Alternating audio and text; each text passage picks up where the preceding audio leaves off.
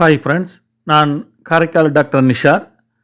நம்ம கலெக்ஷன் சேனலை first time பார்க்குறவங்க சப்ஸ்கிரைப் பண்ணுங்கள், ஃப்ரெண்ட்ஸுக்கு ஷேர் பண்ணுங்கள், லைக் பண்ணுங்கள்.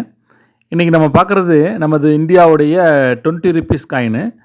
இது மகாத்மா காந்தி அவர்களுடைய நூற்றாண்டு பிறந்தநாளை சிறப்பிக்கும் வகையில் இந்த காயினை நமது அரசாங்கம் வெளியாக்கியிருக்காங்க. இந்த காயின் பார்த்திங்கன்னா 77 வருடங்கள் ஆயிடுச்சு இந்த காயினை வெளியாக்கி.